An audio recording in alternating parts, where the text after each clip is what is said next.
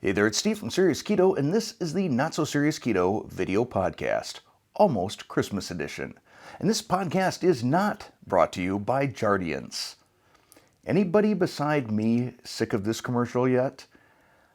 I don't watch a lot of TV, but it seems like whatever I'm watching, whenever I'm watching, there's a commercial for Jardiance. I've also been told that it plays in front of a lot of keto videos on YouTube. Fortunately, I've got YouTube Premium, so I don't get subjected to that. But this bothers me, this commercial bothers me for a couple of reasons.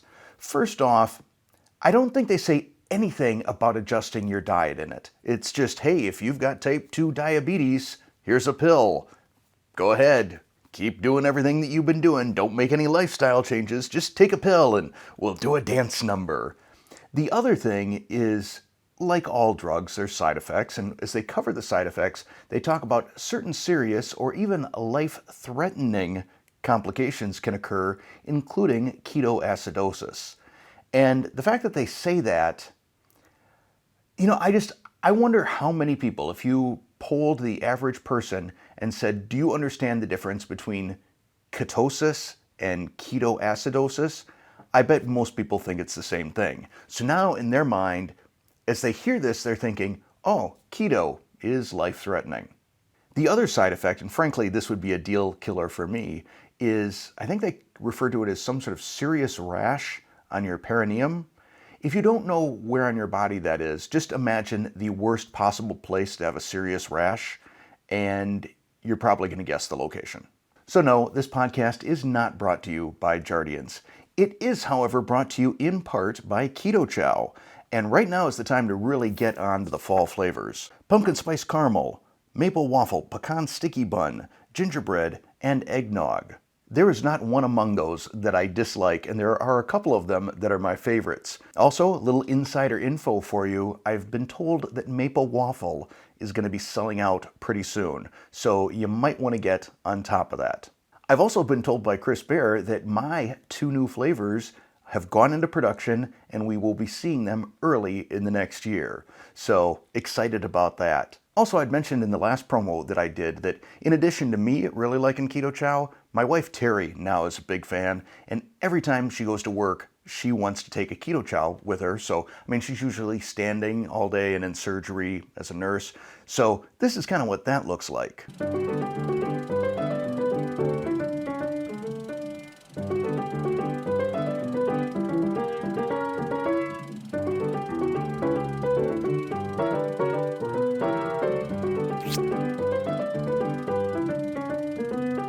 So there you go. That was this month's promo.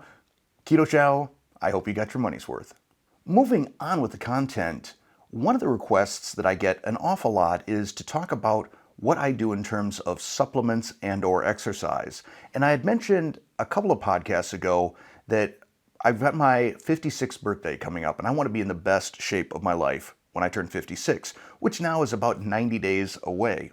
Unfortunately, this whole bronchitis thing has been kind of getting in the way of me working out. But the first thing I want to talk about, maybe not a whole lot, is supplements. And the reason I say probably not a whole lot is I find that discussions around supplements, vitamins, minerals, herbal remedies, all kinds of things like that, really, people get awfully worked up about this. And I don't know why. Like, why do you care if someone is taking something they're taking too much, or they're taking too little, or they're taking it at the wrong time, or they're not taking it with the right things, or you're just going to pee all of that out, or that's way more than the FDA recommends.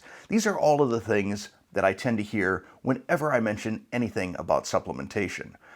The first thing, in terms of the FDA, I think most of you know how I feel about those guys, but for vitamins and stuff, their recommended daily allowances, I believe most of them are based on minimums. For instance, vitamin C. I believe the recommended daily allowance, or the percentage amount that you see on the back of a vitamin bottle, that is the amount that will keep you from getting scurvy. That doesn't mean that's the amount you need to have to be healthy. So I think anyone basing their arguments on how much or how little in terms of vitamins or supplements you should take, if you're basing it on FDA recommendations, I think you're probably a little bit misguided. Also, then you get the people that argue, well, you can get everything you need just through diet.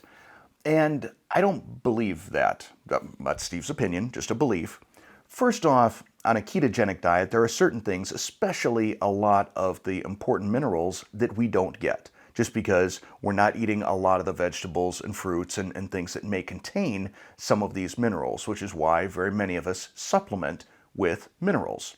But also just in terms of the makeup and nutritional quality of our food nowadays, it's an entirely different thing based on industrial farming and industrial livestock and animals and CAFOs and things like that, that we're not getting the same degree of nutrition from most of our food unless we can afford to get purely grass-fed, pastured everything that's just been treated wonderful through its life, and crops that have been grown organically and non-GMO, and crop rotation and all of this other great stuff. I think the majority of us don't necessarily either have access to that or have the financial wherewithal to be able to afford that sort of stuff. So we supplement. And I'm not going to go into all the supplements that I take, but I'm going to talk about a few. First, because I've got a physical coming up, and I don't want to get into the statin conversation again with my doctor, I've started looking at some natural things to help lower cholesterol, including increasing psyllium in my diet, but also the following 3 supplements. And I don't have these memorized, so I'm looking at my Amazon order history. So red yeast rice with CoQ10, plant sterols, and citrus bergamot extract. All 3 of these things are supposed to have a very positive impact on your LDL. I don't know yet. So I'm not telling you, quick, run out and buy these things, but I will tell you probably in another 5 or 6 weeks, I'll know, based on my lipid profile, whether or not these things had any impact. And if they do, I'll let you know. And if they don't, I'll also let you know, and I won't buy any more. The other thing related to supplements, and this is related to a book that I'm about halfway through right now, Smarter, Not Harder by Dave Asprey. And I'm not ready to either recommend or tell you to avoid this book yet. Once I'm finished, I will. I'll tell you, it starts off with a whole lot of self-promotion. A whole lot of telling you what I'm going to tell you in this book. And I don't really need you to tell me what you're going to tell me, Dave. Just tell me. Tell me what I should do to be smarter, not harder. And he spends an entire chapter just talking about the fat-soluble vitamins D, A, K, and E. So I decided I would try his recommended dosages for 60 days and just see how I feel. Again, I'll let you know. All of these dosages, though, are way beyond what you would typically expect someone to take, or at least what you would find in the multivitamin or what you'd find in your standard vitamin D capsule. He then has an entire chapter on minerals. And again, the values on the dosages, I think, are going to strike most people as very high. They struck me as high, and I'm trying to be open-minded about it. And looking at these dosages, I decided to compare it first to the Perfect Keto electrolytes that I take. And I've talked at length about them. I find I got to take about 3 of those, 3 capsules a day, to keep from having muscle cramps. But as I looked at the values, they were a fraction of what Dave Asprey recommends. So apparently I'm getting just enough to keep from cramping, but not enough, at least according to Asprey, to be living the ideal life. Now, interestingly then, I took a look at the quantity of minerals for all the different minerals. Let me see if I've got a list here of them. So, magnesium, potassium, sodium, selenium, calcium, etc. Basically, most things that end with ium.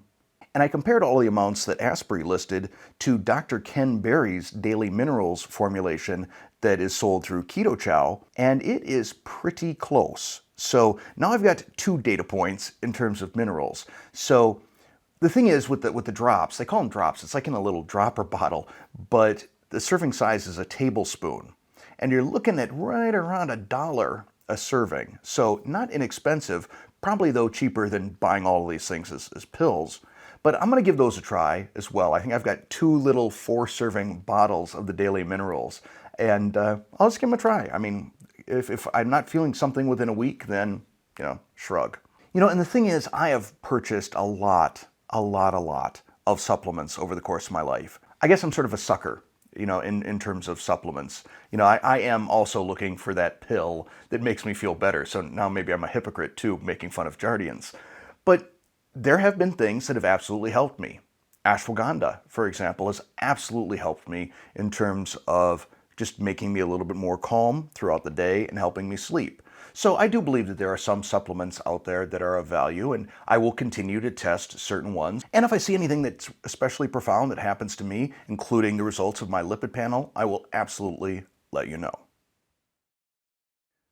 Oftentimes during the podcast, I will refer to comments that I get on some of my YouTube videos. And I try never to sound like I'm complaining about them because comments, they help the algorithm. Even if they're mean comments, even if they're hurtful comments, even if they're just silly, they help the algorithm. But the other day, I witnessed something that I think will ever keep me from ever caring about a mean comment again. Because I don't get that many. I get maybe a couple a day. But I was perusing, and this will also answer the question, why am I not on Facebook more? I was perusing my Facebook news feed, and I saw two different articles that were kind of interesting to me. One was a woman sharing how she was using an air fryer to create perfect soft-boiled eggs. And she was clearly quite happy with what she had come up with and just wanted to share it with people. She wasn't promoting anything. She wasn't selling anything. She's just like, here, I discovered this is the time, this is the temperature. They turn out wonderful. And I would estimate that fully 80% of the comments back to her were just toxic, just vicious, mean. Like, how can you get this worked up over a soft-boiled egg? I'm not sure. And then, the infighting that goes on, everybody's a brave keyboard warrior. So there was that, and then the very next thing I saw was someone asking a question about seasoning their cast iron pan. And they showed a picture, and they kind of talked about how they were doing it, and they felt that it was, it didn't look pretty, but it was essentially non-stick. And again, just the amount of fighting that goes on. Why is anybody even on Facebook if that's what it's all about? I don't know. But I hope that maybe these people just, their lives are so good and so wonderful and so perfect that they need to find something this unimportant to get upset about. I don't know. But yeah, if you're ever wondering why I don't spend time on Facebook, why I don't join any sort of Facebook user groups, that's pretty much the answer right there. So now let's talk about Christmas for a little while. I've mentioned in the past that I'm not a big fan of the commercial nature of Christmas. I really don't care what I get. In fact, when my family asks me, what do you want for Christmas? My answer is just to spend the day with you guys, just to have the whole family together, playing some games, playing some Christmas music, hanging out, eating, making some dinner together. To me, that's everything to me. Anything I get is a bonus. And once you hit, I think, over 50, getting socks is awesome. Especially if they're like really good quality, like Duluth Trading Company. Love those socks. Just great socks. So it seems like most years now I get socks and underwear, and that's just fine with me because I would rather vicariously enjoy everybody else opening their presents. I mean, I've got every kitchen gadget I could possibly want, with the possible exception of I think it's called the Control Freak by Polyscience. It's like a $1,600 induction cooktop. And honestly, I don't have room for it. It would be cool, but I don't have room for it. It's just a monster. But yeah, there's nothing, truly, if you ask me, is there anything you need in life? I feel enormously blessed. I've got it all. I've got everything that I could want. It's not a lavish life that I lead. There are some things I want. It would be cool to have like an Audi A6 or a Tesla or something like that, but it doesn't matter to me. I'll continue to drive my 2008 starting to rust out Honda Accord and be perfectly happy with it. And a little Boba Fett bumper sticker I've got on it. This past weekend, I did an interview on Keto Simple with Dustin. And one of the questions that was asked of me is, do you feel any different now that you've got a channel that's almost 300,000 subscribers? You've been doing this for close to 5 years. Does it feel different than when you started? And the answer is no. From the moment I started, from the moment I got my first subscriber, my first comment, the first time I got 100 views on a video, the day I hit 10,000 subscribers, just every day of that has just felt magical to me. I mean, I still, sometimes I got to pinch myself that it's just that is what I do now for a living, and that I've got such an incredible, wonderful community of viewers that are wonderful in the comments. I love the way you help each other. I love your feedback to me.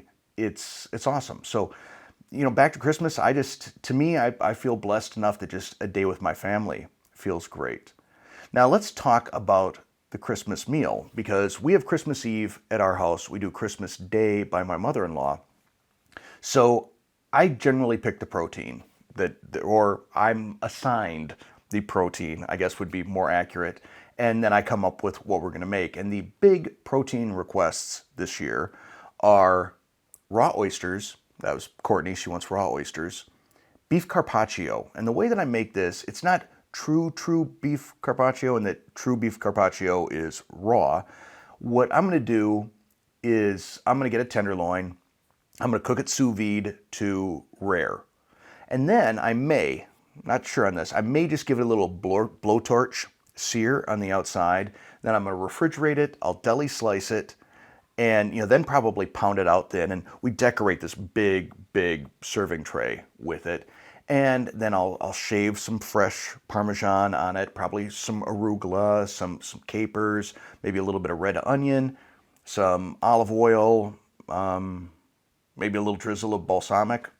Done. It's wonderful. And then the other thing that we do is, well, I don't do it all. I don't get the bread part, the Italian or French bread or baguettes sliced thin, but I will cook up some hanger steak and slice that into thin slices. And then we do two varieties. One is the Meyer lemon honey mustard sauce and goat cheese. So if you are actually having the baguette, which I won't be, you spread the goat cheese on there, and then you put the meat on, and then the Meyer lemon honey mustard sauce. Yeah, I did a video on that. I'll link to that in the end card. That's one of the appetizers. The other is a bacon barbecue blue cheese. So in addition to the hanger steak, we also have some bacon and some blue cheese spread on there, and some of my keto barbecue sauce.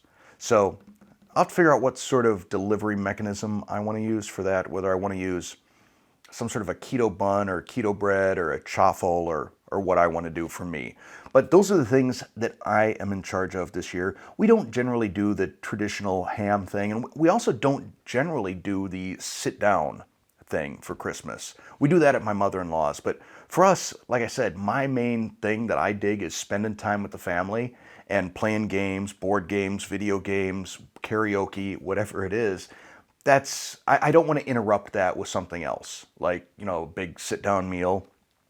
Or now that the Packers lost today and are, for all intents and purposes, eliminated from the playoffs, I don't even have to worry about a football game interrupting Christmas Eve. So I'd be curious to know two things from all of you. Do you have any sort of a Christmas tradition, especially in terms of some sort of food item? If you do, please let me know down in the comments below. But also, will it be a cheat day or an off-plan day for you, or do you plan on sticking with keto? At the moment, I plan on sticking with keto because I kind of broke keto over Thanksgiving, so that was my one allowable holiday. We can make this a keto Christmas, at least for me. Lastly, just a little update on the schedule for the channel. Given that the next 2 Mondays are going to be Christmas Day and New Year's Day, I don't know that I'm going to have a podcast on either of those days. So I'm not sure if that means I'll skip the podcast for those 2 weeks entirely, or I'll just shift it to a different day. But just expect maybe a little bit of fluidity, that's the word I'm looking for, fluidity in terms of my video publishing schedule for the remainder of the year. But that is going to be it for this podcast. As always, thanks for spending a little bit of your time with me, listening to me talking back to me down in the comments. I'll put those 2 videos that I talked to you about, the Meyer honey lemon sauce and the barbecue sauce, over here. Thanks for watching.